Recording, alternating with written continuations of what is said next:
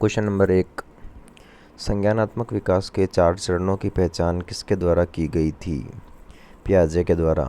Gene पियाजे के अनुसार बच्चे संसार में अपनी समझ की रचना सक्रिय रूप से करते हैं। जैसे जैसे बच्चे बड़े होते हैं, अतिरिक्त सूचनाएं अर्जित की जाती है और नए विचारों को अंतर्निहित करने के लिए वे अपने चिंतन का अनुकूलन करते हैं। पियाजे द्वारा प्रतिपादित संज्ञानात्मक विकास की अवस्थाएं निम्न हैं: संवेदी प्रेरक 0 से 2 वर्ष की अवस्था, पूर्व संक्रियात्मक 2 से 7 वर्ष के लिए अवस्था, मूर्त संक्रियात्मक 7 से 11 वर्ष की अवस्था, औपचारिक संक्रियात्मक 11 से 15 वर्ष की अवस्था।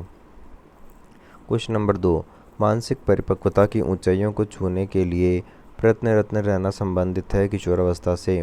किशोर के विचार अधिक अमूर्त, तर्कपूर्ण एवं आशावादी होते हैं। अपने तथा दूसरों के विचारों का एवं एक दूसरे के बारे में क्या सोचते हैं, इसका मूल्यांकन करने में वे अधिक सक्षम हो जाते हैं। इस अवस्था किशोरावस्था में चिंतन वास्तविक मूर्त अनुभवों के आगे तक विस्तृत हो जाता है एवं वे उन अनुभवों के बारे में अधिक अमूर्त रूप से चिंतन एवं तर्कना प्रारंभ कर देते हैं। महाराणा प्रताप एक वीर पुरुष थे। ये तथ्य किस तर्क पर आधारित है? सादृश्यवाची तर्क। देखिए, वह तर्क जिसमें उपमा के आधार पर तर्क वितर्क करते हुए किसी निश्चित उद्देश्य तक पहुँचते हैं उसे सादृश्यवाची तर्क कहते हैं। जैसे महाराणा प्रताप एक वीर पुरुष थे। बच्चों के सामाजिक विकास में डैश का विशेष महत्व रहता है। खेल के मैदान का। बच्चों के सामाजिक विकास में खेल मैदान का विशेष महत्व है। बच्चे अपनी उम्र के मित्रों व समकक्षियों के साथ अधिक समय व्यतीत करते हैं, अतः बच्चे अपने समकक्षियों के साथ जो अतिरिक्त समय देते हैं वह उनके विकास को एक रूप प्रदान करता है। निम्न में से किसकी भूमिका पूर्व बाल्यावस्था में बालक के संवेगात्मक विकास हेतु सर्वाधिक महत्वपूर्ण है? माता पिता की। स्वलिंग तथा नैतिक विकास बच्चों के सामाजिक सांवेगिक विकास के महत्वपूर्ण आयाम हैं। बाल्यावस्था के प्रारंभिक वर्षों में स्वयं में कुछ महत्वपूर्ण विकास होते हैं। एरिक्सन के अनुसार बच्चे की स्वप्रेरित क्रियाओं के प्रति माता पिता जिस प्रकार से प्रतिक्रिया करते हैं वह पहल शक्ति बोध या अपराध बोध को विकसित करता है। निम्नलिखित में से कौन मानव विकास का सही क्रम है? शैशवावस्था, उसके बाद बाल्यावस्था आती है, उसके बाद किशोरावस्था, फिर प्रौढ़ावस्था आती है। प्रत्येक व्यक्ति के विकास की गति में भिन्नता होती है, परंतु सभी व्यक्तियों का विकास एक सुव्यवस्थित और क्रमबद्ध तरीके से होता है। मानव विकास का यही क्रम होता है, जैसे शैशवावस्था, फिर बाल्यावस्था, फिर किशोरावस्था, फिर प्रौढ़ावस्था। बालक में अधिगम है, क्रिया करके होना होता है। बालक में जो अधिगम है क्रिया करके होता है। एक नवजात शिशु में बहुत सीमित मात्रा में अनुक्रियाएं करने की क्षमता होती है। उसकी सारी अनुक्रियाएं परिवेश में उपयुक्त उद्दीपकों के उपस्थित होने पर स्वतः परिवर्ती हो जाती है। वैसे वैसे परिपक्वता आती रहती है। अधिगम प्रभावशाली रूप में होता है यदि बच्चे को सीखने के लिए तत्पर किया जाए, बच्चा वह जो सीखता है उसे दोहराए और बच्चा संतुष्ट अनुभव कर देवे तो। अधिगम को अधिक प्रभावशाली बनाने के लिए निम्न कार्य किए जा सकते हैं।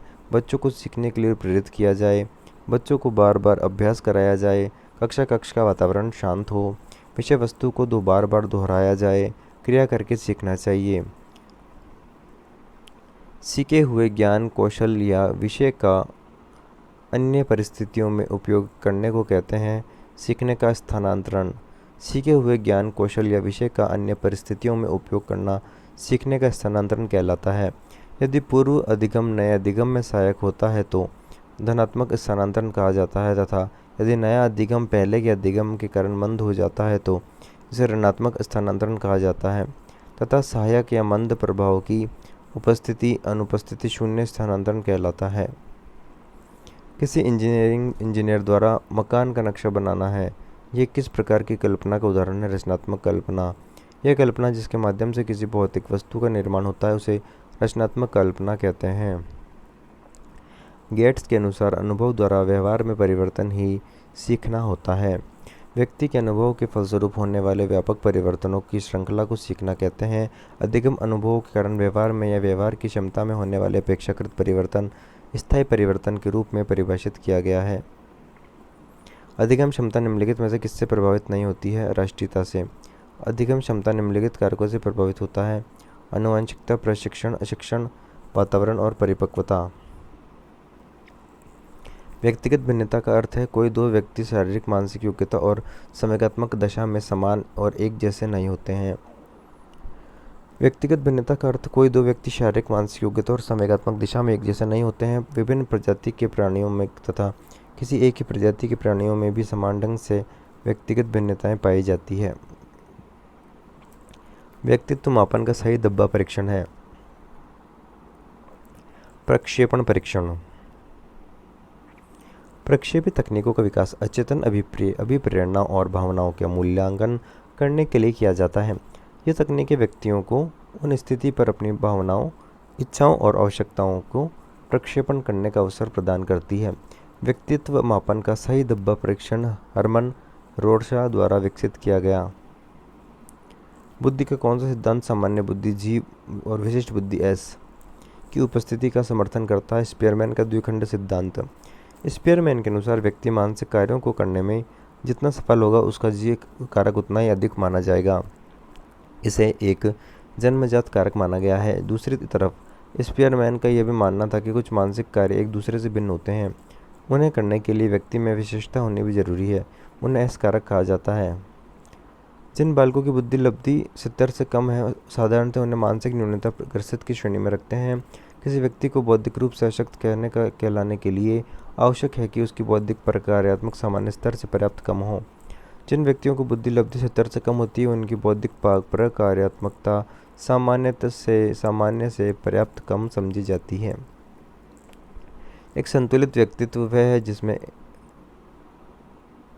इद एवं परम अहम के बीच संतुलन स्थापित किया जाता है। एक संतुलित व्यक्ति जिसमें इदम एवं परम अहम के बीच संतुलन स्थापित किया जाता है। फ्राइड के सिद्धांत के अनुसार व्यक्तित्व के प्राथमिक संरचनात्मक तत्व 3 है: इदम, इड और अह और परायम। इदम या इड एक ही बात है और अहम या परायम।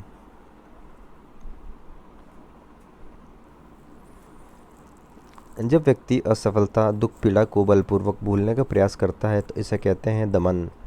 इस रक्षा हेतु युक्ति में वांछनीय या अस्वीकार्य विचारों, भावों, यादों को अचेतन मन में धकेल देना, क्योंकि इसे याद करना कष्टपूर्ण या भय पैदा करने वाला होता है।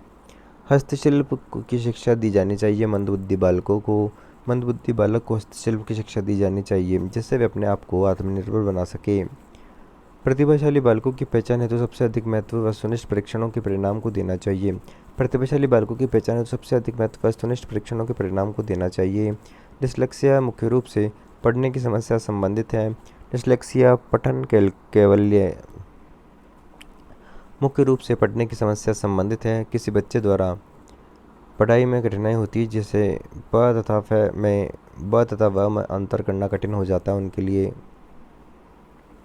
प्रतिभाशाली विद्यार्थी अपनी क्षमताओं को अब विकसित कर पाएंगे जब वे अन्य विद्यार्थियों के साथ अधिगम प्रक्रिया से जुड़ते हैं। प्रतिभाशाली विद्यार्थी अपनी क्षमताओं को तब विकसित कर पाएंगे जब वे अन्य विद्यार्थियों के साथ अधिगम प्रक्रिया से जुड़ते हैं। प्रत्येक प्रतिभाशाली विद्यार्थी के पास भिन्न भिन्न क्षमताएं, व्यक्तित्व तथा विशेषताएं होती हैं। विशेष आवश्यकता वाले बच्चों को शिक्षा उपलब्ध कराई जानी चाहिए। विशेष विद्यालयों में विशेष बच्चों के लिए विकसित पद्धतियों द्वारा विशेष आवश्यकता वाले बच्चों को शिक्षा विशेष विद्यालयों में विशेष बच्चों के लिए विकसित पद्धतियों द्वारा उपलब्ध कराई जानी चाहिए तथा विशेष शिक्षण विधि का प्रयोग करना चाहिए जिससे बालक आत्मनिर्भर बन सके। योग्य शिक्षकों द्वारा अध्यापन कार्य करवाया जाए जिससे वे सामान्य बालकों के साथ अच्छे से अध्यापन कार्य कर सके। निम्न में से कौन सा तरीका प्रत्यक्ष समायोजन का है? लक्ष्यों का प्रतिस्थापन। जब एक व्यक्ति किसी बड़े लक्ष्य को लेकर कार्य करता है लेकिन सफल नहीं हो पाता है तो उसी प्रकृति का छोटा लक्ष्य अपनाकर संतोष की प्राप्ति करता है। जैसे IAS नहीं बन पाने पर RS बनकर संतोष प्राप्त कर लेता है। क्रियात्मक अनुसंधान का क्या उद्देश्य है? विद्यालय तथा कक्षा की शैक्षिक कार्य प्रणाली में सुधार लाना। क्रियात्मक अनुसंधान के निम्न उद्देश्य होते हैं: विद्यालय में परंपरागत एवं जटिल यांत्रिक वातावरण को दूर करके प्रजातांत्रिक वातावरण तैयार करना। विद्यालय तथा कक्षा की शैक्षिक कार्य प्रणाली में सुधार लाना। रोचक एवं उपयोगी क्रियाकलापों का आयोजन करना। शिक्षण प्रभावी हो जाता है यदि छात्र केंद्रित अनुदेशन और अंतःक्रियात्मक विधियों का उपयोग किया जाए। शिक्षण कार्य तभी प्रभावी होगा जब छात्र केंद्रित अनुदेशन और अंतःक्रियात्मक विधियों का उपयोग किया जाए। वुडवर्थ जब बालक मानसिक रूप से पढ़ने को तैयार होता है तो उसमें रुचि पैदा करना शिक्षक का पहला कार्य है। राष्ट्रीय पाठ्यचर्या रूपरेखा 2005 में बहुभाषा को एक संसाधन के रूप में समर्थन दिया गया है, क्योंकि यह एक तरीका है जिसमें प्रत्येक बालक सुरक्षित महसूस करे, भाषागत पृष्ठभूमि के कारण कोई भी बालक पीछे न छूट जाए। यह बालकों को अपने पर विश्वास के लिए प्रोत्साहन देगा। द्विभाषी बहुभाषीय क्षमता, सृजनात्मक बुद्धि, सामाजिक सहिष्णुता, विस्तृत चिंतन और बौद्धिक उपलब्धियों के स्तर को बढ़ावा देती है। सामाजिक और राष्ट्रीय स्तर पर बहुभाषिक एक ऐसा संसाधन है जिसकी तुलना किसी भी अन्य राष्ट्रीय संसाधनों से की जा सकती है। शिक्षा का अधिकार अधिनियम 2009 में एक अध्यापक के लिए न्यूनतम कार्य घंटे प्रति सप्ताह कितना निर्धारित किए गए हैं? 45 घंटे। शिक्षा का अधिकार अधिनियम 2009 में एक अध्यापक के लिए प्रति सप्ताह 45 घंटे शिक्षण कार्य दिवस तथा शिक्षक की तैयारी के लिए निश्चित किए गए हैं। निर्माणात्मक मूल्यांकन का उद्देश्य है प्रगति पर गौर करना एवं उपचारात्मक अनुदेशन की योजना बनाना। निर्माण मूल्यांकन का मुख्य उद्देश्य बच्चों की प्रगति पर गौर करना एवं उपचारात्मक अनुदेशन की योजना बनाना, जिससे बालक का सर्वांगीण विकास किया जा सके। राष्ट्रीय पाठ्यचर्या रूपरेखा 2005 में भारत की धार्मिक एवं सांस्कृतिक विविधता को मानना, स्त्रियों के प्रति सम्मान एवं जिम्मेदारी का दृष्टिकोण बढ़ाने के प्रोग्राम का आयोजन करना एवं वृत्तचित्र तथा फिल्मों को एकत्र करना दिखाना जिसके माध्यम से न्याय एवं शांति में वृद्धि हो जाए को सुझाया गया था। किसने? मूल्यों की शिक्षा दी जा सके इसलिए सुझाया गया था। राष्ट्रीय पाठ्यचर्या रूपरेखा 2005 में भारत की धार्मिक एवं सांस्कृतिक विविधता को मानना, स्त्रियों के प्रति सम्मान एवं जिम्मेदारी का दृष्टिकोण को बढ़ाने के प्रोग्राम का आयोजन एवं वृत्तचित्र तथा फिल्मों को एकत्र करना एवं दिखाना जिनके माध्यम से न्याय एवं शांति में वृद्धि हो, जिससे बच्चों में मूल्यों की शिक्षा दी जा सके। अब है अपने पास में निम्न गद्यांश को पढ़कर 1 से 5 प्रश्नों के उत्तर दीजिए। संसार यात्रा का सुख का अनुभव प्रत्येक प्राणी प्राय यंत्र तंत्र सर्वत्र अनायास ही कर लेता है, पर उसको सदैव आनंदानुभूति सुलभ नहीं हो सकती है। शीतल छाया, सुमधुरनी और कोयल की कलकूल को सरलता से चाहे प्रत्येक प्राणी प्राप्त कर ले, परंतु लोकोत्तर पदम रसानुभूति को ईश्वर की परम कृपा और पावन साधना से ही प्राप्त किया जा सकता है। गीता में भगवान श्री कृष्ण ने कहा है कि आत्यंतिक सुख का नाम आनंद है। बुद्धि और मस्तिष्क की प्रवृत्तियों द्वारा उच्च अवस्था में यह ग्राह्य होता है। सुख अस्थायी होता है और आनंद शाश्वत। संसार में प्रत्येक प्राणी का स्वाभाविक आकर्षण सुख की ओर रहता है। बस यही स्थिति प्रकट करती है कि हम आनंद रूपी ईश्वर के ही एक अंश है। जब प्राणी आनंद मग्न दृष्टिगोचर होने लगता है, ऐसी स्थिति में उस प्राणी का आनंद रूप ईश्वर से तारतम्य हो जाता है, जिसको ब्रह्म में लीन होना है, अर्थात मोक्ष प्राप्त करना कहा जाता है इसको। इसके कुछ क्वेश्चन है अपने पास में 1 से लेकर 5 तक, मतलब 31 से 35 तक। जो इस संसार से भिन्न हो वाक्यांश के लिए उपयुक्त शब्द होगा लोकोत्तर। जो इस संसार से भिन्न हो लोकोत्तर कहलाता है। गीता में भगवान कृष्ण ने कहा है कि रेखांकित शब्द का पर्यायवाची शब्द है मुकुंद। कृष्ण बराबर मुकुंद, माधव, मुरलीधर, मधुसूदन, नंदलाल, नंदनंदन, बनवारी, गिरधर, श्याम, कन्हैया, दामोदर, कंसारी आदि पर्यायवाची। ईश्वर बराबर परमात्मा, जगदीश, ब्रह्म, प्रभु, जगन्नाथ, खुदा, साहब, परमेश्वर आदि। विष्णु बराबर जनार्दन, चतुर्भुज, चक्रपाणि, लक्ष्मीपति। क्वेश्चन नंबर 33, शीतल छाया में इसमें प्रयुक्त शीतल शब्द किस प्रकार का विशेषण है? गुणवाचक विशेषण। उपयुक्त शीतल शब्द गुणवाचक विशेषण है जो छाया की शीतलता प्रदान करने के गुण को बताता है। विशेषण वे शब्द जो किसी संज्ञा या सर्वनाम की विशेषता बतलाते हैं उसे विशेषण कहते हैं।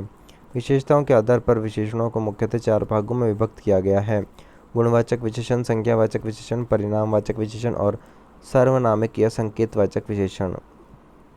निम्नलिखित में से असंगत का विलोम शब्द है। नाश का है शाश्वत, ठीक है।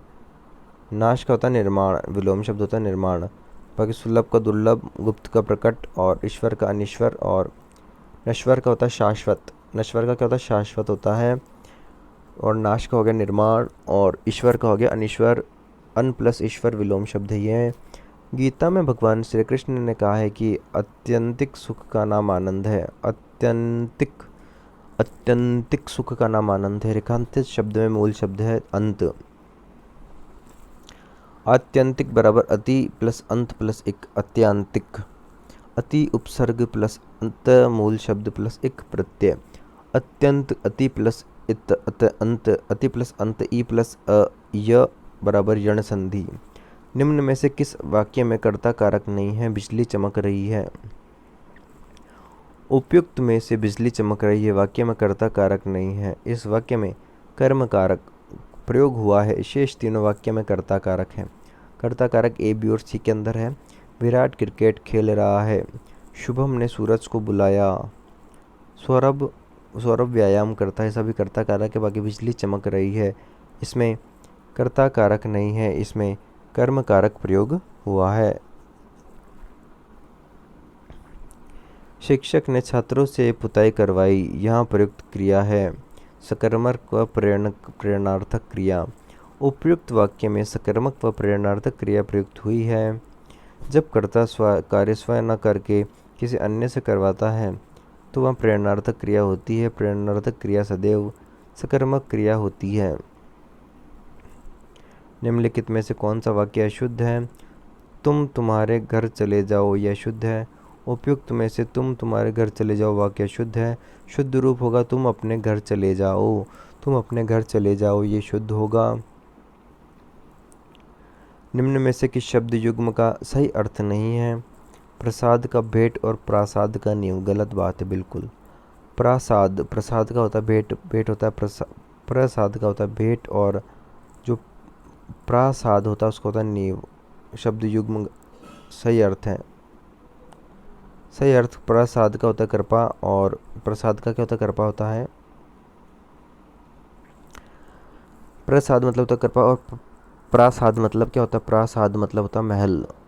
ठीक है। प्रमाण मतलब सबूत होता है। परिमाण मतलब मात्रा। लक्ष्य मतलब लाख, और लक्ष्य मतलब उद्देश्य। अचिर मतलब नवीन, और अजिर मतलब आंगन।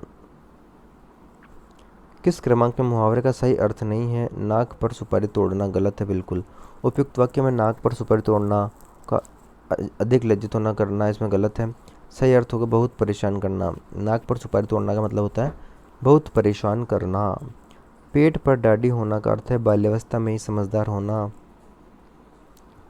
ओस का मोती होना, शीघ्र नष्ट हो जाना। जहर का घूंट पीना, असहाय स्थिति को भी सह लेना। किस क्रमांक में शुद्ध नहीं है? भानुदेह शुद्ध नहीं है। भानु में नू में बड़ी मात्रा आएगी, भानुदेह होगा। नीतीश सही है, नीतीश में बड़ी मात्रा है दोनों में। अभयारण्य अभयारण्य होता है। भूधर्व होता है भूधर्व। ठीक है, आगे देखते हैं। जब कोई पद समूह किसी संज्ञा की विशेषता बताए तो उसे विशेषण पदबंध कहते हैं। जब कोई पद समूह किसी संज्ञा की विशेषता बताए तो उसे विशेषण पदबंध कह देते हैं।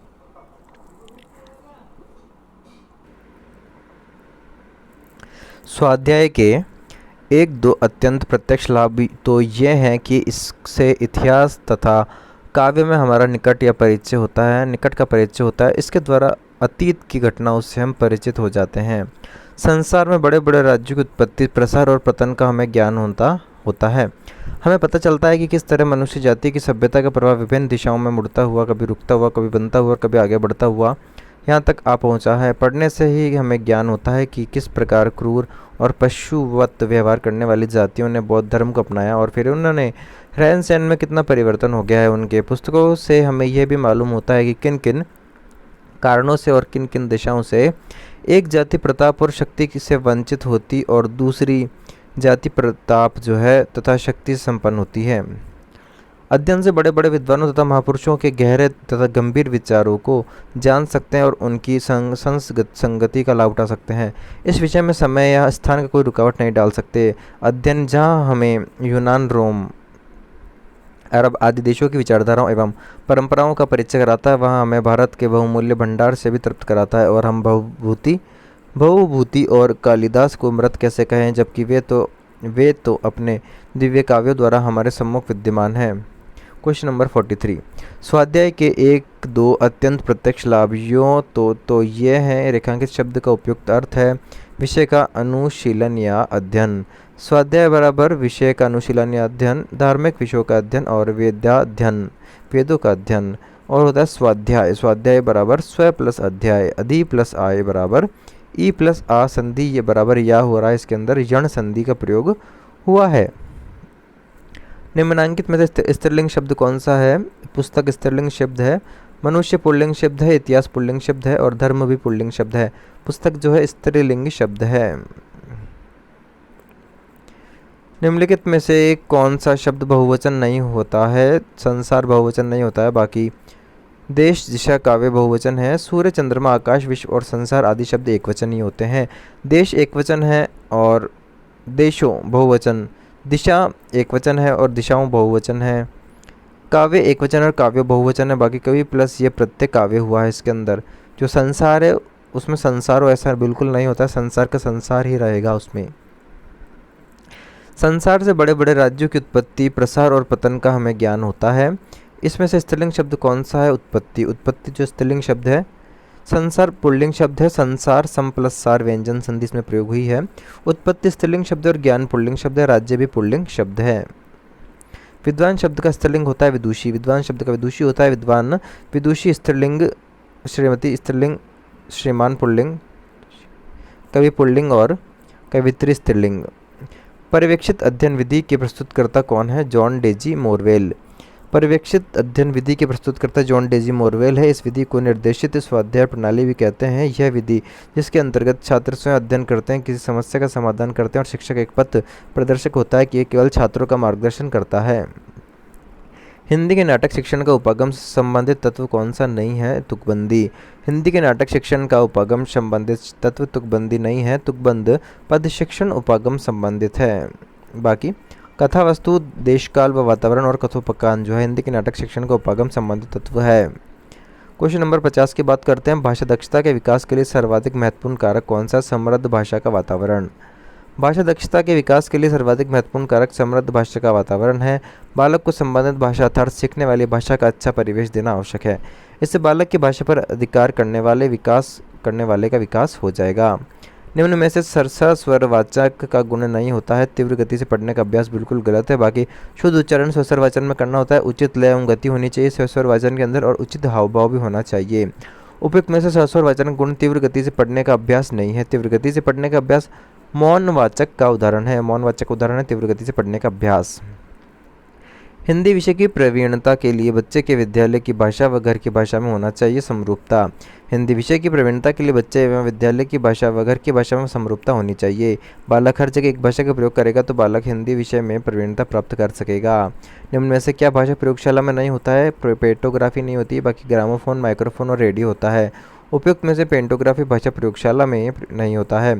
पेंटोग्राफी पर्यावरण अध्ययन के में प्रयुक्त सहायक सामग्री है। पेंटोग्राफी ग्रामोफोन, लिंगोफोन, माइक्रोफोन, रेडियो तथा टेप रिकॉर्डर श्रव्य साधन भाषा प्रयोगशाला में होते हैं। उपचारात्मक शिक्षण का मुख्य उद्देश्य क्या है? छात्रों को पिछड़ापन दूर करना। उपचारात्मक शिक्षण का मुख्य उद्देश्य छात्रों का पिछड़ापन दूर करना होता है।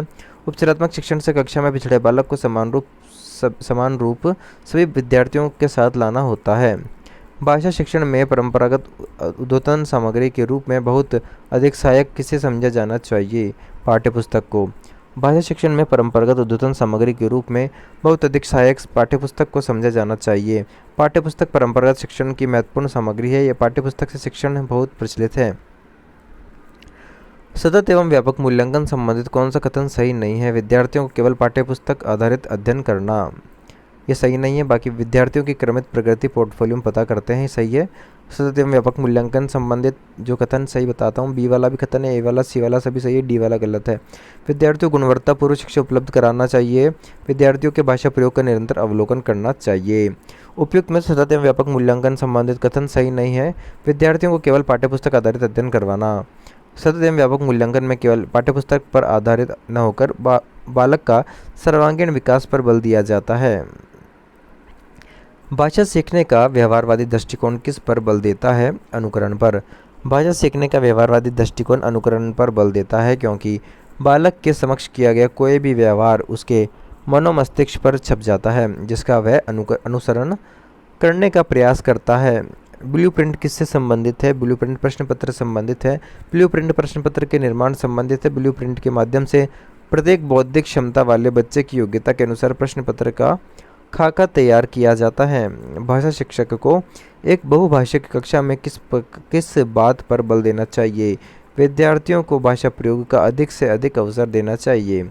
भाषा शिक्षक को एक बहुभाषिक कक्षा में विद्यार्थियों को भाषा प्रयोग के अधिक से अधिक अवसर देने पर बल देना चाहिए, जिससे विद्यार्थियों में भाषा सीखने का विकास हो जाएगा। क्वेश्चन नंबर 60 की बात करते हैं। शिक्षण सूत्रों, सिद्धांतों, विधियों, प्रविधियों और युक्तियों व साधनों का ज्ञान किसके अंतर्गत होना अनिवार्य है? पाठ्यवस्तु में। शिक्षण सूत्र, सिद्धांतों, विधियों, प्रविधियों, युक्तियों व साधन का ज्ञान पाठ्य योजना निर्माण में अंतर्गत होना अनिवार्य है। अभी कुछ संस्कृत के प्रश्न हैं, आप देख सकते हैं अगर देखना चाहें तो। बाकी अपन अब इंग्लिश के प्रश्न करेंगे। संस्कृत ये इंग्लिश में से एक के ही करने होते हैं, तो इंग्लिश सेकंड लैंग्वेज के प्रश्न अपन करेंगे, जो 91 से स्टार्ट हो जाएंगे। अभी शुरू करते हैं इंग्लिश के। Directions 91 questions 95 read the passage carefully and answer the question that follow.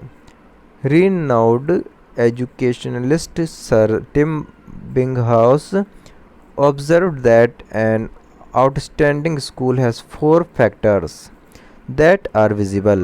Teachers talk about teaching, teachers observe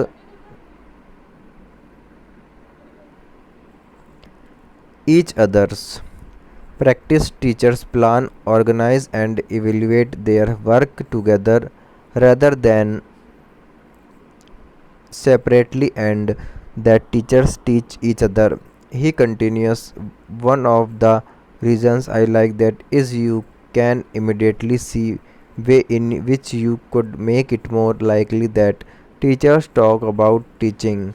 Sir Tim then encouraged schools to focus on activities that were low effort but high impact, describing them as butterflies. Some examples he gave included rotating staff meetings around different classrooms with the host and the start, describing the room layout and display, or discussing other teaching techniques and approaches. With modern technology, teachers could observe their own lessons, and then, when viewing them back, they could decide whether they want to share them with a mentor. The role of mentoring was vital and suggested that more schools could send teachers out in small groups to learn from colleagues in other schools. He said if this were whispered practiced, if people were to attend to their butterflies, the outcomes in terms of teacher morale and teacher satisfaction will be positive. We all agree the professional development is the vital integrant. आगे देखते हैं। Sir Tim then encouraged school to focus on activities that were low effort but high impact. But it is the above sentence present contrast. Explanation. But we use but to show contrast. ठीक है, आगे देखते हैं।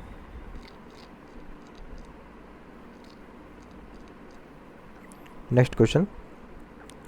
Low effort but high impact is the context impulse that schools create opportunities within the system for development. Sir Tim then encouraged schools to focus on activities that were low effort but high impact, describing them as butterflies which create opportunities within the system for development.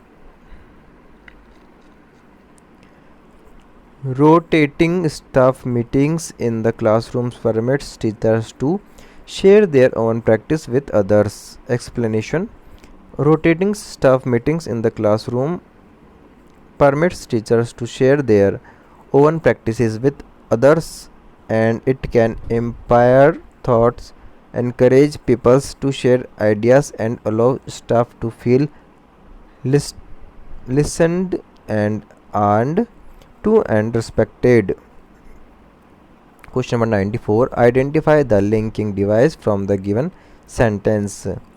It, this, where, whispered, practice, whispered, practiced, whispered, practice. It, if. Linking device क्या है इसके अंदर? If show condition. ठीक है, आगे देखते हैं। Some example ही dash gave include rotating staff meetings around different classrooms. Sentence is related to past, so the second form of verb is used. ठीक है, अब 9600 नंबर क्वेश्चन के लिए read the poem carefully and answer the question of the following. A slumber did my spirit chill, I had no human's fears. She seemed a thing that could not feel the touch of earthly ears. No motion has she now, no force. She neither hears or nor see. Rolled around in earth, diurnal course. आगे देखते हैं. With rocks, the stones and trees. A slumber did spirit she chill in an example of alliteration. alliteration का example है. alliteration explanation में a slumber और did spirit S 3 बार आ गया है इसके अंदर. देखिए, स्लम्बर में आया है और स्प्रिट में आया और स्टील में आया, तो अलिट्रेशन का एग्जांपल हो जाएगा.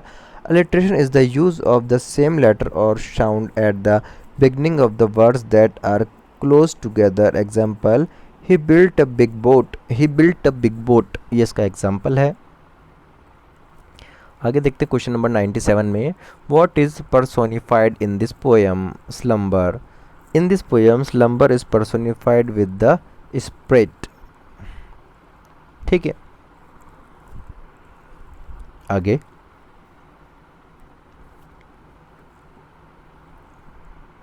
देखते हैं क्वेश्चन नंबर 98 में. First the line of the poem rhymes is third line. ठीक है, the first line of the poem rhymes with third line. तो फर्स्ट लाइन की जो राइम्स है वो थर्ड लाइन से मिलती जुलती है. A slumber did my spirit still, I had no human fears. She seemed a thing that could not feel. तो सील और फील एक जैसे हो गए, तो लगभग सील और फील जो है ये इसमें राइम हो चुकी है. फर्स्ट और थर्ड की सिमिलर लाइन है. What is the rhyme scheme of the poem? A B A B. A B A B कैसे? देखिए, A B A B rhyme हो गई इसकी. सील फियर्स फील ईयर्स, तो सील से फियर्स मिलता जुलता है और फियर से ईयर्स मिलता है साउंड में. आगे देखते हैं क्वेश्चन नंबर 100 के अंदर. Which literary device is abundantly used in this poem? Alliteration. Alliteration का यूज़ बार बार किया गया है लिटरेरी डिवाइस का. देखते हैं कैसे. Example, a slumber did my spirit seal, I had no human's fears. Alliteration is the use of the same letter or sound at the beginning of the words that are close together. Villagers always call a spade a spade. To speak in straightforward manner. ठीक है, call spade a spade. To speak in straight forward manner, सीधे तरीके से बोलना. Which alliterative best expression the meaning of the give idiom phrases in a tight corner. In a tight corner. In a difficult situation, परेशानी में होना. In a difficult situation. In a tight corner का मतलब होता है in a difficult situation, मतलब परेशानी में होना. Filling the blanks with the verb we would like to go. We would like to go. Would is the past equivalent of will. Would polite request में बोलते हैं वुड को. Which is not dramatic device in a play? Joy. Dramatic devices होते हैं अपने nemesis, paradox, soliloquy, pathetic fallacy, aside, tragedy, foreshadow, imaginary, irony और monologue, ये सब होते हैं अपने पास में। इतना पर अपने कोर्स में है नहीं, अपने कोर्स में फर्स्ट ग्रेड का क्वेश्चन है लगभग। Question number 105, what is the most modern form of drama? Radio play. Radio play is also known as the audio theatre or audio drama, which is the most modern play of drama. A 3 lines rhyme stanza in a sonnet is called terect. A terect sonnet is composed of 3 lines of poetry forming a stanza or a complete poem. For example, Cross of Snow. The dramatic monologue, a technique of drama, is it express mind and innermost feeling of the character on the stage. A dramatic monologue is written in the form of a speech of an individual character. Where did Elgi originate? Greek. Where did Elgi originate? Greek. Elegy शोकगीत Greek शब्द से लिया गया है।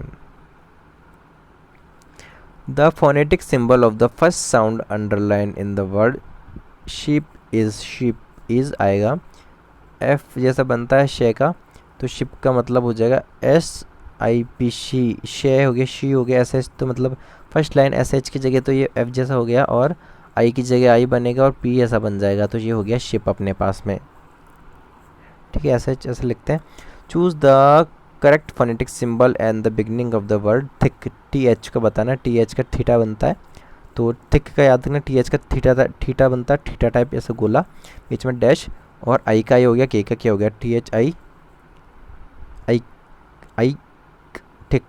ठीक है, thick. Machine, CH का बताना, CH का ये हो गया F जैसा सिंबल, M का M हो गया, A का ऐसा A बनता है उल्टा, CH का CH हो गया और I का I हो गया, I का ऐसे दो आठ I हो गए और N का N हो गया, ऐसे मशीन हो गया, machine.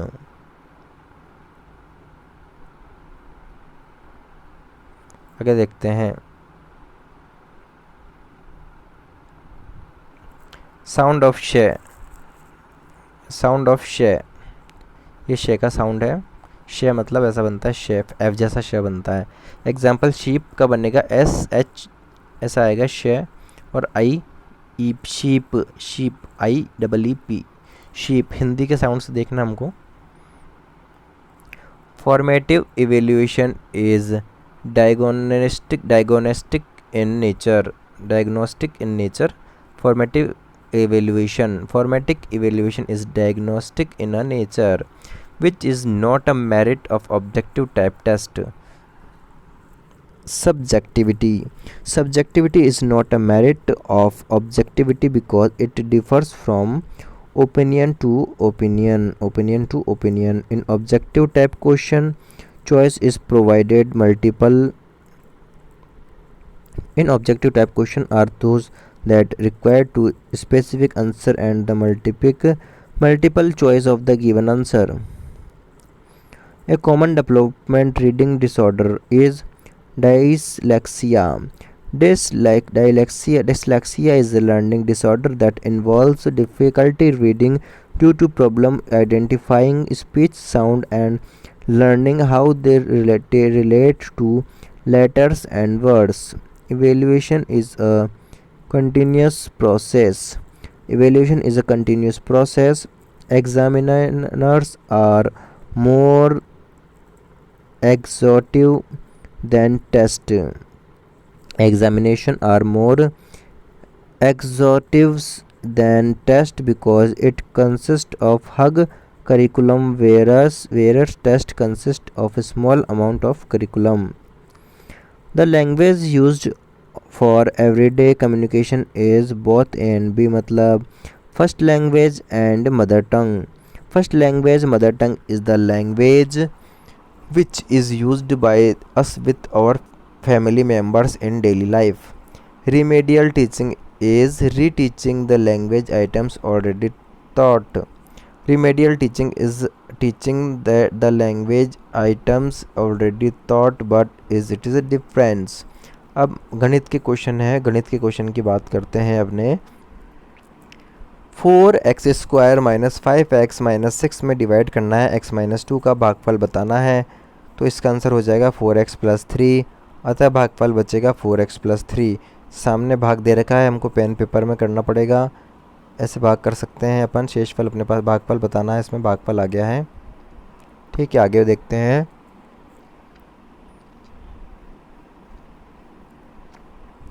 Question number 122, √32 plus √48 upon √8 plus √12 का मान हमको बताना है।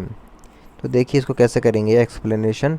√32 प्लस √48 अपॉन √8 प्लस √12, तो 32 को लिख सकते हैं 16 गुना 2 और 48 को लिख सकते हैं 16 गुना 3। 8 को लिख सकते हैं 4 गुना 2 और 12 को लिख सकते हैं 4 गुना 3। तो अब क्या करेंगे, इसमें से अपन ऊपर से अपन ने 16 कॉमन ले लिया और नीचे से 4 कॉमन ले लिया, तो बाहर रूट के बाहर आएगा तो 16 का 4 हो जाएगा और 4 का 2 हो जाएगा। ठीक है, तो अंदर क्या बचेगा, अब अंदर देखते हैं। 2 अंदर बचेगा 2 प्लस 4, ठीक है। 16 तो बाहर चला गया, तो 2 प्लस अपने पास में क्या बचा, 2 प्लस 3 और 2 प्लस 3 ऐसे बचेगा। ठीक है, 2 प्लस 3 बच गया अंदर। तो अब 2 प्लस 3 से 2 प्लस 3 कट गया। ठीक है, और 4/2 को सॉल्व करेंगे तो 2 आंसर आ जाएगा, तो इसका आंसर 2 हो जाएगा। आगे देखते हैं question number 123, 2x upon 1 plus 1 upon x 1 plus 1 upon x, ऐसे क्वेश्चन चलते जा रहा है, इसको सॉल्व करना है। ठीक है, तो इसको सॉल्व करेंगे, कैसे होगा सॉल्व देखते ध्यान से। इक्वल टू में 1 दे रखा है, x का मान हमको ज्ञात करना है, तो देखिए ध्यान से। 2x upon 1 plus 1 upon 1 plus x 1 minus x, ऐसे चल रहा है, ये फॉर्मूला है। तो देखिए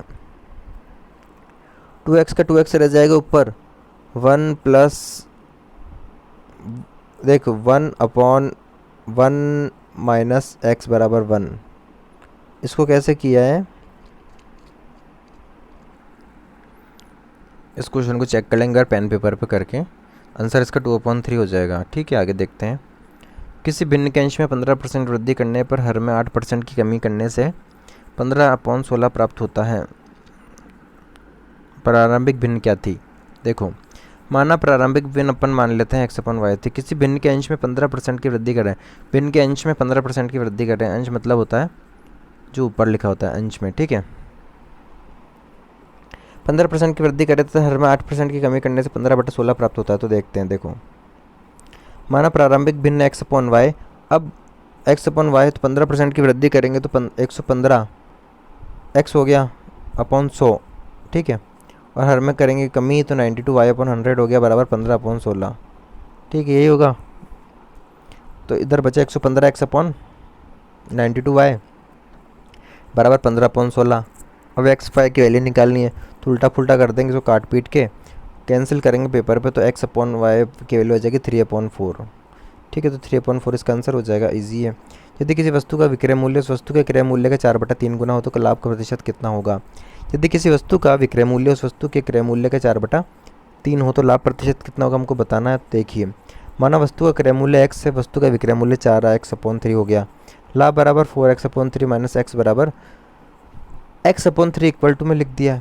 ठीक है, लाभ प्रतिशत निकालना, तो लाभ प्रतिशत निकालने के लिए x/3 अपॉन x/1 मल्टीप्लाई करेंगे 100 से। ठीक है, इसको सॉल्व कर रहे हैं अगर, तो मल्टीप्लाई करेंगे 100 से, तो आगे देखते हैं x/3 मल्टीप्लाई बाय 1/x गुणा 100 करेंगे तो उल्टा हो गया ये, उल्टा करने से एक्स एक्स कैंसिल हो जाएगा, 100/3, 100/3 का मतलब कितना होता है 33/33 से 1/3%। क्वेश्चन नंबर 126, विवेक के पास कुछ गायें तथा कुछ मुर्गे हैं। यदि कुल सिरों की संख्या 48 तथा पैरों की संख्या 140 हो तो उसके पास कितने मुर्गे हैं। विवेक है, उसके पास कुल गायें तो और कुछ मुर्गे हैं, तो गाय मुर्गे हैं। यदि कुल सिरों की संख्या 48 है, सिर्फ 48 है कुल, है ना, और पैरों की संख्या 140 हो तो गाय के पैर होते हैं 2, गाय के पैर होते हैं 4 और मुर्गों के 2 होते हैं। ठीक है, याद रखना है। तो माना सभी गाय के पैरों की संख्या 48 गुना 4 करेंगे तो 192 तो हो गए अपने पास में पैर। माना सभी मुर्गे हैं तो पैरों की संख्या हो गई 48 गुना 2 बराबर 96। तो इसको एलिगेशन से करेंगे, 192 इधर लिखा 1 और 96 इधर लिखा, 140 टोटल बता रहे हैं ये पैर। ठीक है, 192 पैर गाय के मान लिए और मुर्गों के पैर माने तो 96 और 140 टोटल पैर है, बता ही रहे हैं क्वेश्चन में। तो सॉल्व करेंगे तो इसको आ जाएगा 44:52। ठीक है, कितना आ गया माइनस करने पे 44:52 आ गया, मतलब 11:13। 11:13 आ चुका है अपने पास में, इसको अपन ने कट किया तो। ठीक है, अब 11:13 है तो अनुपातों का योग अपने पास में योग करेंगे, 11 और 13 को जोड़ने पे 24 आएगा। ठीक है, तो मुर्गों की संख्या निकालेंगे, मुर्गों की निकालनी है तो 48/24 मल्टीप्लाई बाय 13 बराबर 26 फाइनल आंसर हो जाएगा। एक व्यक्ति ने 8,500 रुपये 9% वार्षिक दर से साधारण ब्याज पर उधार ले लिए। एक व्यक्ति ने 8,500 रुपये 9% वार्षिक दर से साधारण ब्याज पर उधार लिए। 2 से 1/2 वर्ष के अंत में उसे कितना धन देना पड़ेगा। देखो 8,500 रुपये 9% वार्षिक दर साधारण ब्याज पर उधार लिए, साधारण ब्याज का फॉर्मूला लगेगा सिंपल सा, मूलधन 8,500 रुपये, दर 9% है, समय 2.5 वर्ष है, मतलब 2.5 वर्ष को कैसे लिखेंगे, सॉल्व करेंगे तो 5/2 वर्ष हो गया। साधारण ब्याज बराबर मूलधन इंटू दर इंटू समय बटा 100 होता है। मूलधन 8,500 है, समय अपने पास में 9 है, समय अपने पास में कितना है, समय है अपने पास में 2.5 वर्ष, है ना, 5/2 वर्ष मतलब। और मूलधन अपने पास दर है 9% बटा 100, इसको सॉल्व करेंगे तो पेन पेपर पे करना पड़ेगा, 1912.5 पर आ जाएगा। मिश्रधन निकालना है अपन को, तो मूलधन प्लस साधारण ब्याज को जोड़ देंगे तो मिश्रधन आ जाएगा। मिश्रधन कैसा आएगा 1912.5 बराबर 10,412.5 रुपये टोटल अपने पास में मिश्रधन आ जाएगा। 108 मीटर लंबे आयत का क्षेत्रफल उस वर्ग के क्षेत्रफल के बराबर है जिसकी प्रत्येक भुजा 72 मीटर लंबी है। आयत की चौड़ाई क्या होगी। तो देखिए इसमें क्या बोल रखा है, आयत का जो क्षेत्रफल है ना उस वर्ग के क्षेत्र, आयत और वर्ग का क्षेत्रफल बराबर है जिसकी प्रत्येक भुजा 72 मीटर है। तो वर्ग की भुजा 72 मीटर दे रखी है, तो वर्ग के क्षेत्रफल निकालते भुजा इंटू भुजा होता है, तो 72 इंटू 72 करेंगे तो 5184 वर्ग मीटर अपने पास में वर्ग का क्षेत्रफल आ जाएगा। आयत का क्षेत्रफल भी यही है, तो आयत का क्षेत्रफल होता है लंबाई गुना चौड़ाई, और एक भुजा दे रखी है 108, तो 108 का भाग लगा देंगे 5, 1, 8, 4 के अंदर, तो 48 मीटर अपने पास में निकल के आंसर आ जाएगा। क्वेश्चन नंबर 129 की बात करते हैं, 14 सेमी भुजा वर्ग वाले 14 सेंटीमीटर भुजा वाले वर्ग के अंतर्गत खींचे जाने वाले अधिकतम त्रिज्या के वृत्त का क्षेत्रफल क्या होगा। 154 वर्ग सेंटीमीटर कैसे होगा देख लेते हैं। देखिए क्वेश्चन में देखा 14 सेंटीमीटर भुजा वाले वर्ग के अंतर्गत खींचे जाने वाले अधिकतम त्रिज्या के क्षेत्रफल, सब तरफ से 14 सेंटीमीटर, तो 14 सेंटीमीटर अगर है ये अपने पास में, तो वर्ग की भुजा हो गई 14 सेंटीमीटर, वृत्त का व्यास हो गया 14 सेंटीमीटर, वृत्त की त्रिज्या हो गई 7 सेंटीमीटर, 14/2 7 सेंटीमीटर, तो वृत्त का क्षेत्रफल होता है πr², तो 22/7, 7 गुना 7 करेंगे तो 154 वर्ग सेंटीमीटर अपने पास में आंसर आ जाएगा। क्वेश्चन नंबर 130, एक त्रिभुजाकार खेत की भुजाएं क्रमशः 112 मीटर, 78 मीटर तथा 50 मीटर लंबी है। इस खेत का क्षेत्रफल ज्ञात कीजिए, 1680 वर्ग मीटर। कैसे, हीरो के फॉर्मूले से निकलेगा ये। एक त्रिभुजाकार खेत की भुजाएं कितनी दे रखी है 112 मीटर, 78 मीटर, 50 मीटर, खेत का क्षेत्रफल ज्ञात कीजिए। सबसे पहले एस का फॉर्मूला लगाएंगे, a+b+c/2, अलग अलग समकोण नहीं होता तो a+b+c/2 लगेगा। 112 + 78 + 50 + बटा 2, तो इसको सबको जोड़ेंगे 240 आ रहा, 240 में 2 का डिवाइड करेंगे तो अपने पास 120 आ जाएगा। त्रिभुज खेत का क्षेत्रफल, एस की वैल्यू आ गई अपने पास में 120। फॉर्मूला था S - a, s - b, s - c, तो 120 - 112 - 120 - 78 120 - 50, 120 × 8 × 42 × 70, 3 × 4 × 10 × 2 × 4 × 3 × 7 × 10, तो इसमें से क्या करेंगे, अब इसका स्क्वायर रूट है, क्या स्क्वायर रूट मतलब इसका वर्गमूल है, वर्गमूल करना है। तो वर्गमूल करेंगे, जोड़े बनेंगे, जोड़े बनेंगे तो 2 गुना 3 गुना 4 गुना 7 गुना 10 बराबर 1680 वर्ग मीटर अपने पास में आंसर आ जाएगा। ठीक है, आगे बात करते हैं क्वेश्चन नंबर 131 की। एक लंबवर्ती बेलन की लंबाई 80 सेंटीमीटर है तथा आधार की त्रिज्या 3.5 सेंटीमीटर है। तो हमको बेलन का संपूर्ण पृष्ठीय क्षेत्रफल ज्ञात करना है। देखिए, बेलन का संपूर्ण पृष्ठीय क्षेत्रफल क्या होता है, 2πr(h) प्लस 2πr²। तो इसमें से अपन 2πr तो कॉमन आ गया अपने पास में, ब्रैकेट में बचेगा h प्लस आर। ये फॉर्मूला याद रखना है, बेलन का संपूर्ण पृष्ठीय क्षेत्रफल 2πr ब्रैकेट में h प्लस आर। तो क्या करेंगे, 2 मल्टीप्लाई बाय 22/7 मल्टीप्लाई बाय 3.5, तो 80.3.5 इसको करेंगे सॉल्व। तो सॉल्व कैसे करेंगे, क्योंकि बेल इसमें दे रखा है आधार की त्रिज्या मतलब आर की वैल्यू दे रखी 3.5 और लंबाई मतलब एच दे रखी अपने पास में 80 सेंटीमीटर। तो एच की जगह लिख देंगे 80 सेंटीमीटर, आर की जगह लिख देंगे 3.5। इसको हल करेंगे, पेन पेपर पे करना है, हल करेंगे तो 22 गुना 83.5 आएगा, तो 1837 वर्ग सेंटीमीटर आंसर आ जाएगा। क्वेश्चन नंबर 132 की बात करते हैं। एक आयताकार जलाशय में 42,000 लीटर जल है। एक आयताकार जलाशय में 42,000 लीटर जल है। यदि जलाशय की लंबाई 6 मीटर तथा चौड़ाई 3.5 मीटर हो तो जलाशय में जल की गहराई कितनी होगी, 2 मीटर। ठीक है, जलाशय में जल की गहराई कितनी होगी, 2 मीटर। कैसे करेंगे, एक आयताकार जलाशय में 42,000 लीटर जल है और जलाशय की लंबाई 10 मीटर है तथा चौड़ाई 3.5 मीटर, तो जलाशय में जल की गहराई कितनी होगी। आयताकार जलाशय, आयताकार लिख रखा है तो आयत का फॉर्मूला लगेगा, और जलाशय जल भर रहा है तो घन वाला लगेगा। देखिए, 42,000 लीटर इसकी क्षमता है, मतलब 42 घन मीटर। 42,000 लीटर बराबर 42 घन मीटर होता है। जलाशय का आयतन मतलब लंबाई गुना चौड़ाई इंटू ऊंचाई करेंगे, अगर घनाभ है तो लंबाई गुना चौड़ाई इंटू ऊंचाई करेंगे। तो 42 बराबर 6 गुना 3.5 गुना गहराई, 6 गुना 3.5 गुना गहराई करेंगे तो इसको सोल्व करेंगे, 45 के बटा में चला जाएगा, 6 गुना 3.5 तो हल करने पे कितना आ जाएगा, 2 मीटर आंसर आ जाएगा। इसकी गहराई हो चुकी है। बहुत ही आसान क्वेश्चन था। क्वेश्चन नंबर 133 की बात करते हैं। 2 की पावर n प्लस 2 की पावर n माइनस 1 अपॉन 2 की पावर n प्लस 1 माइनस 2 की पावर n का मान क्या होगा। एक्सप्लेनेशन पे जाते हैं अपन।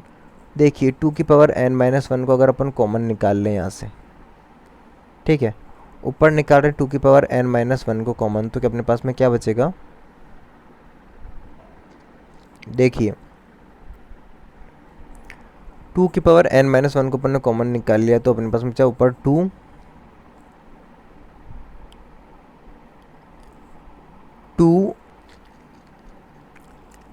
की पावर n माइनस 1 ब्रैकेट के अंदर 2 प्लस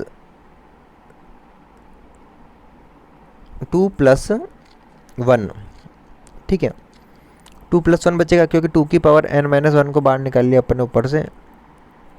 नीचे देखते हैं, 2 की पावर n को बाहर निकाल लेते हैं तो क्या बचेगा, 2 बचेगा, ठीक है, और -1 बचेगा। इस क्वेश्चन को एक बार चेक करेंगे पेन पेपर पे।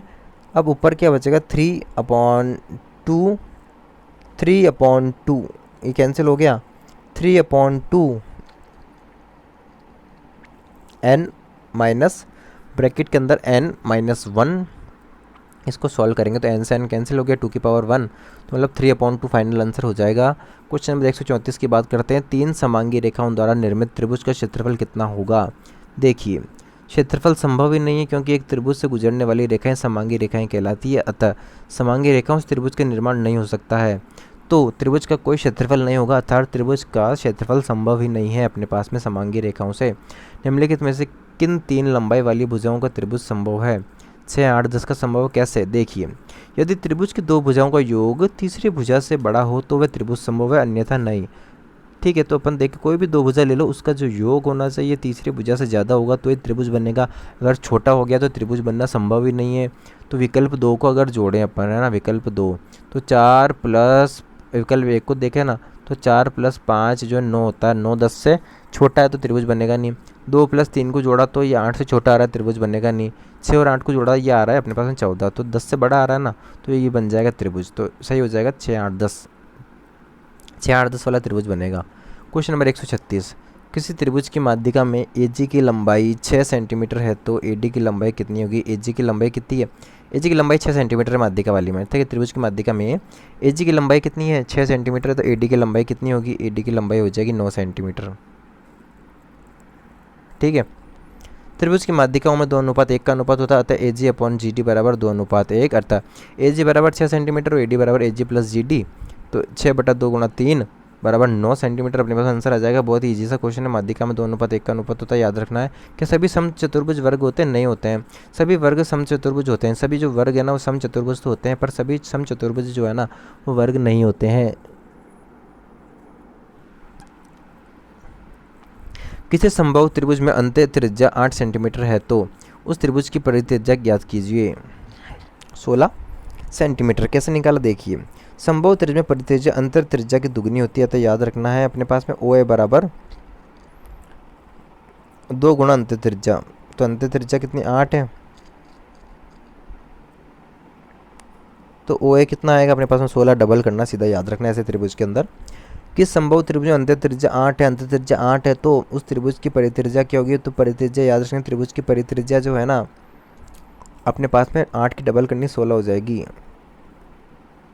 कि समबाहुभुज का प्रत्येक बहिष्कोण उससे समबाहुभुज के प्रत्येक अंत्य कोण का दूना मतलब दुगना है, तो समबाहुभुज के भुजाओं की संख्या कितनी होगी। देखिए क्वेश्चन में ऐसा कह रहा है कि किसी समबाहुभुज का प्रत्येक बहिष्कोण बाहर वाला कोण जो है उसे समबाहुभुज के प्रत्येक अंत्य कोण अंदर के कोण का दुगना है, मतलब अंत्य कोण का दुगना है, मतलब 2 थीटा मान लेंगे एक कोण को, ठीक है। तो समबाहुभुज के भुजाओं की संख्या कितनी होगी, देखिए थीटा प्लस 2 थीटा बराबर 180 डिग्री मान रहे हैं, तो थीटा थीटा को जोड़ा तो 3 थीटा बराबर आ जाएगा 180 डिग्री, तो थीटा की वैल्यू होगी 60। अब समबाहुभुज में भुजाओं की संख्या निकालने का सूत्र होता है 360 बटा प्रत्येक बहिष्कोण, ठीक है, ये सूत्र याद रखना है। समबाहुभुज में प्रत्येक भुजाओं की संख्या n बराबर 360 बटा प्रत्येक बहिष्कोण, तो 360 बटा प्रत्येक बहिष्कोण करेंगे तो 2 थीटा करेंगे तो 2 गुणा 60, तो 180 हो गया। 180 के अंदर भाग दे देंगे इसका 60 का, तो अपने पास में n की वैल्यू अपने पास में 120 का भाग दे देंगे, n की वैल्यू 3 आ जाएगी अपने पास में, अतः समकोण समबाहु त्रिभुज होगा, ठीक है। क्वेश्चन नंबर 140, एक ताश की गड्डी में से एक पत्ता या अदृश्य निकाला जाता है, फेस कार्ड होने की प्रायिकता बताइए। तो देखिए प्रायिकता बराबर 12/52, तो फेस कार्ड होते हैं 12/52 में से, ठीक है। तो इसमें से फेस कार्ड मतलब इक्का बादशाह बेगम गुलिया, ये 4 होते हैं फेस कार्ड, ठीक है। इक्का बादशाह बेगम गुलिया को बोलते हैं फेस कार्ड। तो 4 तो हुक्म के, 4 चढ़ी के, 4 लाल पान के, 4 काले पान के, ऐसे कर करके तो कितने हो गए अपने पास 4 इक्का नहीं होता, सॉरी इक्के में फेस नहीं होता है, तो बादशाह बेगम गुलिया में 3 में होते हैं फेस, ठीक है। बादशाह बेगम गुलिया इक्के में तो ओनली ए आता है, तो बादशाह बेगम गुलिया में शक्ल होती है, तो 3 करेंगे तो 12 आ गया, 12/52 करेंगे, 52 टोटल कार्ड होगा, तो 3/13 अपने पास में आंसर आ जाएगा। क्वेश्चन नंबर 141 की बात करते हैं। निम्न में से वैज्ञानिक विधि के पद हैं, निम्न में से वैज्ञानिक विधि के पद हैं उपयुक्त सभी मतलब समस्या का अध्ययन, चयन, समस्या से संबंधित आंकड़ों का संग्रह, समस्या समाधान की विधि का चयन।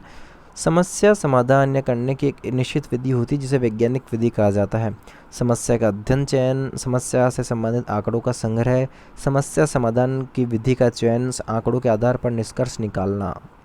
गणित शिक्षण की आगमन विधि के गुण है विकल्प 1 व 2, मतलब आगमन विधि द्वारा अर्जित ज्ञान प्रत्यक्ष तथ्यों पर आधारित होता है। आगमन विधि द्वारा बालक को नियम सूत्रों का निर्धारित ज्ञान हो जाता है।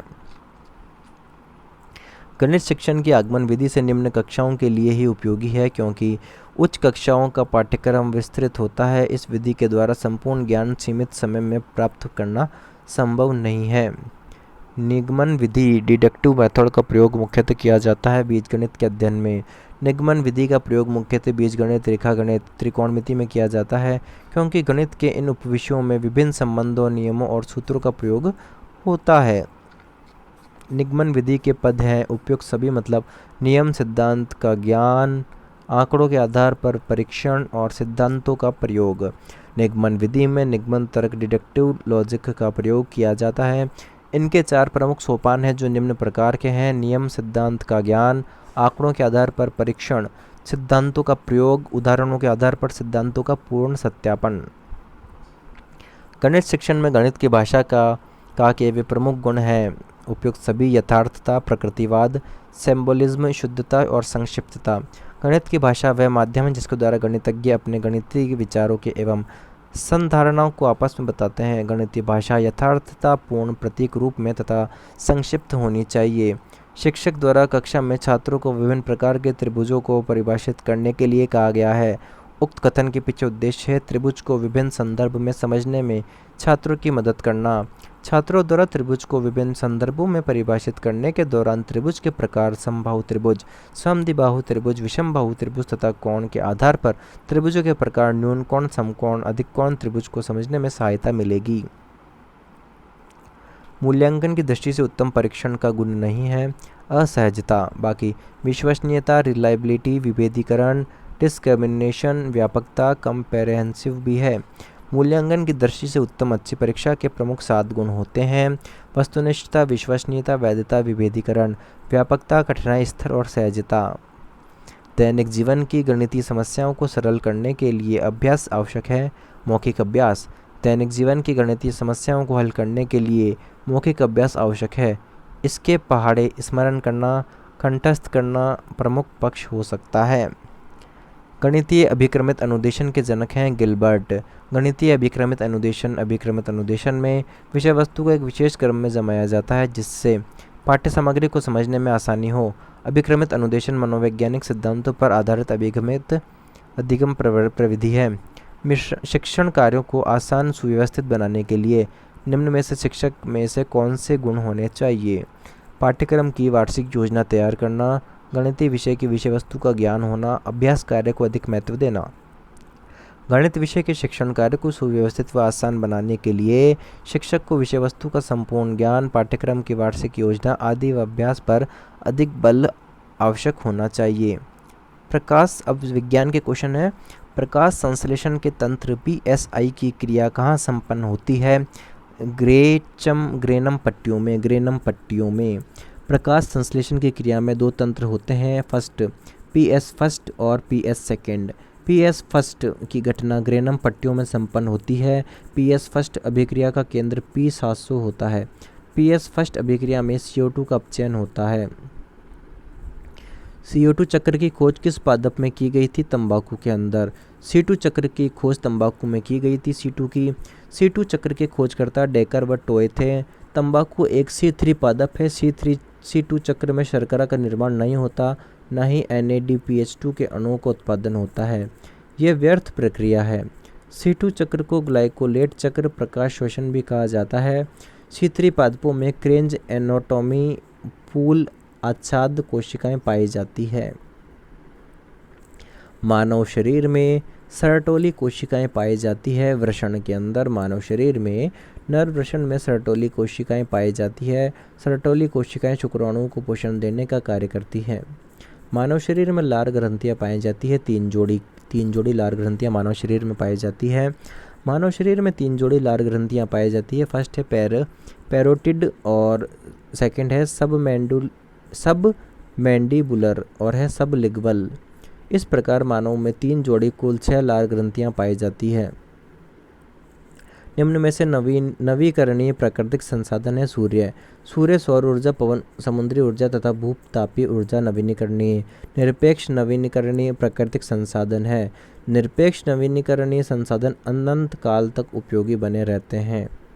समुद्र नीला प्रतीत क्यों होता है? आकाश के परावर्तन तथा जल के कणों द्वारा प्रकाश के प्रकीर्णन के कारण पानी का कोई रंग नहीं होता, लेकिन सूर्य के प्रकाश के कारण हमें नीला दिखाई देता है। सूर्य की किरणों में उपस्थित सभी रंगों को समुद्र अवशोषित कर लेता है, लेकिन नीले रंग का तरंगदैर्ध्य कम होने के कारण ये परावर्तित हो जाता है। इसी कारण हमें समुद्र का रंग नीला दिखाई पड़ जाता है। निम्न में से किस माध्यम में ध्वनि आर पार नहीं जा सकती है? निर्वात में। निर्वात के आर पार ध्वनि नहीं जा सकती क्योंकि ध्वनि के संचरण के लिए माध्यम की आवश्यकता होती है। होती है। निर्वात में ध्वनि का संचरण नहीं हो जाता है। किसी वस्तु की स्थिति या गति दोनों के कारण उत्पन्न ऊर्जा क्या कहलाती है? यांत्रिक ऊर्जा। किसी वस्तु की स्थिति तथा गति के कारण उत्पन्न ऊर्जा को यांत्रिक ऊर्जा कहते हैं। यांत्रिक ऊर्जा बराबर स्थितिज ऊर्जा प्लस गतिज ऊर्जा। यांत्रिक ऊर्जा के उदाहरण है धनुष से तीर का चलाना, डायनेमो से उत्पन्न ऊर्जा। ऊष्मा संचरण की कौन सी विधि में माध्यम की आवश्यकता नहीं होती है? विकिरण के अंदर। ऊष्मा संचरण की विकिरण विधि में माध्यम की आवश्यकता नहीं होती है। ठीक है। चमकीली सतह से ऊष्मा का परावर्तन हो जाता है। उदाहरण थर्मस फ्लास्क। निम्नलिखित में से वह तत्व जिसका ऑक्साइड नहीं होता है? फ्लोरीन। फ्लोरीन एकमात्र ऐसा तत्व है जिसका ऑक्साइड नहीं होता है। फ्लोरीन की विद्युत ऋणता ऑक्सीजन से अधिक होती है। अपमार्जक किसके जटिल लवण होते हैं? सोडियम के। अपमार्जक सोडियम के जटिल लवण होते हैं। अपमार्जक सोडियम एवं पोटेशियम के उच्च वसीय अम्लों के सल्फेट एवं सल्फोनेट्स होते हैं। पीवीसी का एकलक है vinyl chloride. PVC vinyl chloride एक एकलक है। यह अधिक कठोर पदार्थ होता है। इसका उपयोग बरसाती फर्श, पर्दे, पाइप, जूते के सोल बनाने में किया जाता है। रोग निदान में, सोनोग्राफी में उपयोग में ली जाने वाली तरंगें हैं। पराश्रव्य तरंगे जो है ना, ये पराश्रव्य तरंगे अधिक ऊर्जा वाली तरंगे होती है। इनका उपयोग रोग निदान के अलावा औद्योगिक चिमनियों को साफ करने, सोनार तकनीक के लिए पनडुब्बियों में किया जाता है। सोनार का पूरा नाम होता है साउंड नेविगेशन एंड रैंगिंग। निम्न तत्वों को उनके हरित गृह प्रभाव के योगदान के अनुसार व्यवस्थित कर सही कथन का चयन करना। देखो, हरित गृह प्रभाव के लिए जिम्मेदार गैसों क्रम में सबसे ज़्यादा CO2 होते हैं 60%, कार्बन डाइऑक्साइड 60%, उसका CH4 मेथन 20%, CFC क्लोरोफ्लोरोकार्बन जो 14% और N2 जो है वो 6% ही है। अम्लीय वर्षा के जल का pH मान होता है 5.6 से कम। अम्लीय वर्षा में pH मान 5.6 से कम होता है। अम्लीय वर्षा में pH का मान 5.6 से कम होता है। अम्लीय वर्षा में सल्फ्यूरिक अम्ल, नाइट्रिक अम्ल और अम्लीय वर्षा में इमारतों, मूर्तियों, वनस्पतियों को नुकसान होता है। मिट्टी का उर्वरकता में कमी आ जाती है। जंतुओं, मनुष्य त्वचा कैंसर होने की संभावना रहती है। जंतु और मनुष्य को त्वचा कैंसर हो जाता है इससे। वे यौगिक जिनका अष्टक अपूर्ण होता है कहलाते हैं लुईस अम्ल। अम्लक्षार लुईस संकल्पना के अनुसार इलेक्ट्रॉन की कमी वाले यौगिक अम्ल का कार्य करते हैं, उन्हें लुईस अम्ल कहते हैं। धनायन या वे यौगिक जिनका अष्टक पूर्ण होता है लुईस अम्ल कहलाते हैं। प्रोटॉनों के सापेक्ष न्यूट्रॉनों की संख्या बढ़ने से नाभिक का स्थायित्व घट जाएगा। परमाणु के नाभिक में न्यूट्रॉन और प्रोटॉन का समान संख्या 1:1 के अनुपात में होते हैं। वे नाभिक सर्वाधिक स्थायी होते हैं। प्रोटॉनों की तुलना में न्यूट्रॉनों की संख्या बढ़ने पर नाभिक का स्थायित्व घट जाता है। जब यह अनुपात 1:5 से अधिक हो जाता है तो नाभिक रेडियोधर्मी हो जाता है। सेल्सियस तथा फ़ारेनहाइट थर्मामीटर में समान पाठ्यांक दर्शाएंगे -40 डिग्री सेंटीग्रेड पर। -40 डिग्री सेंटीग्रेड पर तापमान सेल्सियस व फ़ारेनहाइट तापमापियों में पाठ्यांकों में समान होंगे। सेल्सियस पैमाना नियत बिंदु 0 उच्च नियत बिंदु 100 तक के पैमाने में अंतरालों को 100 भागों में बांटा गया है। फ़ारेनहाइट पैमाने में निम्न नियत बिंदु -32 डिग्री सेंटीग्रेड तथा उच्च नियत बिंदु 212 डिग्री फ़ारेनहाइट मानकर इनके मध्य अंतराल 180 भागों में बांटा गया है। तत्व का परमाणु क्रम निर्धारित होता है नाभिक में उपस्थित प्रोटॉनों की संख्या। तत्व का परमाणु क्रमांक नाभिक में उपस्थित प्रोटॉनों की संख्या के आधार पर निर्धारित होता है। 0 से 3.5 pH वाले विलयन की प्रकृति होगी प्रबल क्षार, प्रबल अम्ल। ठीक है, प्रबल अम्ल होगी भयंकर अम्ल, 7 से नीचे अम्लीय अम्ल होते हैं। तो 0 से 3.5 pH वाले विलयन हो गए तो अम्लीय अम्ल हो गए यहाँ पे। प्रबल अम्लों के pH मान 0 से 3.5 pH तक होता है। pH का मान 7 से ऊपर वाले द्रव क्षार कहलाते हैं। 7 से कम pH वाले द्रवों की प्रकृति अम्लीय हो जाती है। कक्षा वार्ता में विद्यार्थियों को प्रोत्साहित करने हेतु शिक्षक को क्या करना चाहिए? सही उत्तर देने वाले विद्यार्थियों को उत्साहवर्धन करना चाहिए। ठीक है, क्या करना चाहिए इसमें? सही उत्तर देने वाले विद्यार्थियों का उत्साहवर्धन करना चाहिए। शामपट पर विद्यार्थियों द्वारा दिए गए उत्तर लिखने चाहिए। छात्रों के उत्तर का स्वयं दोहरान करना चाहिए। कक्षा वार्ता में विद्यार्थियों को उत्साहवर्धन करने के लिए शिक्षक को पूछे गए प्रश्नों को स्तर सरल से कठिन की ओर रखना चाहिए तथा दिए गए प्रश्नों के उत्तर को श्यामपट्ट पर लिखकर पुनः दोहरान करना चाहिए। थर्बर्ट व कॉलेट के अनुसार विज्ञान शिक्षक को किस रूप में कार्य करना चाहिए? मध्यस्थ के रूप में। ठीक है, थर्बर्ट व कॉलेट के अनुसार शिक्षक छात्र व पाठ्यपुस्तक पाठ्यक्रम के बीच मध्यस्थ का कार्य करता है। अनुवादक केवल भाषा परिवर्तन का कार्य करता है। अनुदेशक निर्देश देने का कार्य करता है। प्रशिक्षक प्रशिक्षक छात्रों को कार्य में खेल में दक्ष करने में कार्य करता है। ब्लूम के द्वारा प्रतिपादित शैक्षिक उद्देश्यों के वर्गीकरण को 2001 में किसने संशोधित किया था? एंडरसन ने ब्लूम के वर्गीकरण का संशोधन 2001 में एंडरसन ने किया था। ब्लूम का वर्गीकरण ज्ञानात्मक, भावनात्मक, क्रियात्मक 3 रूप में था। निम्न में से आदर्श मूल्यांकन का मापदंड नहीं है संभाव्यता, बाकी विश्वसनीयता, विषयानुकूलता और बहुविकल्पता है। आदर्श मूल्यांकन में मुख्य 2 प्रकार के पद रखे जाते हैं, तकनीकी पद और व्यवहारिक पद। आदर्श मूल्यांकन में संभाव्यता के प्रश्न जिसमें उत्तर की 1 से अधिक संभावना बनती हो नहीं रखे जाते हैं।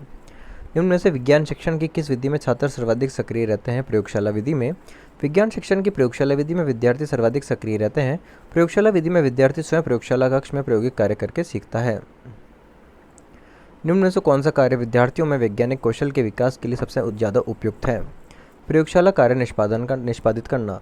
प्रयोगशाला विधि बाल केंद्रित वैज्ञानिक विधि है जिसमें छात्र अध्यापक के निर्देशन में प्रायोगिक कार्य द्वारा सीखता है। प्रयोगशाला कार्य निष्पादित करते समय छात्र स्वयं सक्रिय रहता है।